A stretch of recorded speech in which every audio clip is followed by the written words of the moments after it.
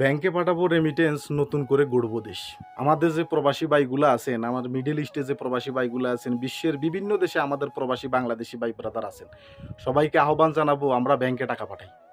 আমরা ব্যাংকে টাকা পাঠাবো, আমাদের দেশের অর্থনীতিকে আমরা শক্তিশালী করব। আমাদের আগামী প্রজন্ম যেন কোনোভাবে আমাদের মতো লেবার হয়ে বিদেশে না আসে। আসসালামু আলাইকুম, কি অবস্থা সবার দূরে এবং কাছে যে যেখান থেকে ভিডিওটা দেখছেন সবাইকে আন্তরিক ধন্যবাদ। ভিডিওটা ভালো লাগলে লাইক কমেন্ট শেয়ার করে অন্যকে দেখার সুযোগ করে দেবেন, ভালো না লাগলে স্কিপ করে চলে যাবেন, কোনো সমস্যা নাই। ব্যাংকে পাঠাবো রেমিটেন্স নতুন করে গড়বো দেশ, এই স্লোগানকে সামনে রেখে আমাদেরকে এগিয়ে যেতে হবে। আমাদের নতুন বাংলাদেশ গড়ার কাজে আমাদের প্রবাসীদেরকে এগিয়ে আসতে হবে। আমরা প্রবাসীরা যারা আছি, আমরা রেমিটেন্স নিয়ে এতদিন অনেক ধরনের কথা বলছি, এক একজন এক এক মতামত দিছি। আমরা কেউ রেমিটেন্স পাঠাবো না, আমরা এরকম সিদ্ধান্ত নিছি। আমাদেরকে অনেক জ্বালা যন্ত্রণা ওরা দিছে। আমরা এখন আমাদের নতুন একটা বাংলাদেশ পাইছি। আমাদের এই বাংলাদেশে এখন আমরা আর কোনো রক্তারক্তি চাই না, কোনো হানাহানি আমরা চাই না। আর একটা মায়ের বুক খালি হোক, এটা কোনোভাবেই কাম্য নয়। আমাদের নতুন বাংলাদেশ গড়ার কাজে আমাদের প্রবাসীদেরকে এগিয়ে আসতে হবে।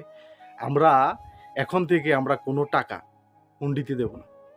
আমরা আমাদের রেমিটেন্সগুলো আমরা ব্যাংকের মাধ্যমে পাঠাবো। আমাদের ব্যাংকের মাধ্যমে যখন আমরা রেমিটেন্সগুলো পাঠাবো, তখন আমাদের দেশ গড়ার কাজে আমাদের কাজে আসবে। আমরা ব্যাংকের মাধ্যমে যদি রেমিটেন্স পাঠাই, আমাদের দেশটা আবার নতুন করে গড়তে কোনো সমস্যা হবে না। আমাদের প্রবাসীরা এখন থেকে শপথ করতে হবে যে আমরা ব্যাংকের রেমিটেন্স পাঠাবো, আমাদের দেশ গড়ার কাজে, আমাদের নতুন বাংলাদেশ গড়ার কাজে আমরা সহযোগিতা করব।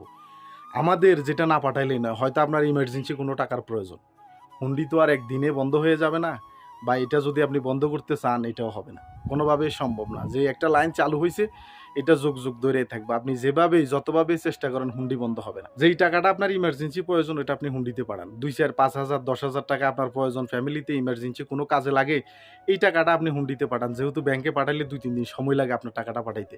আপনি বেশি পরিমাণে যে টাকাগুলা, এই টাকাগুলা আপনি ব্যাংকে পাঠান।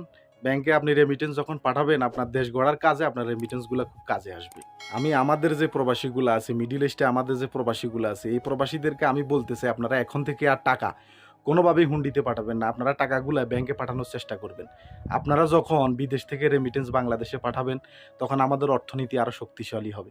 আমরা প্রবাসীরা মিলে, আমাদের বাংলাদেশের জনগণ মিলে আমরা নতুন একটা বাংলাদেশ গড়তেছে। আমাদের আগামীর প্রজন্ম, আমাদের আগামী যে বাংলাদেশ হবে, সেটা হবে আমাদের অর্থনীতি সমৃদ্ধ একটা দেশ। আমাদের দেশটা হবে অর্থনীতি শক্তিশালী একটা দেশ। আমাদের আগামী প্রজন্ম কোনোভাবে যেন আমাদের মতো লেবার হয়ে বিদেশে না আসতে হয়।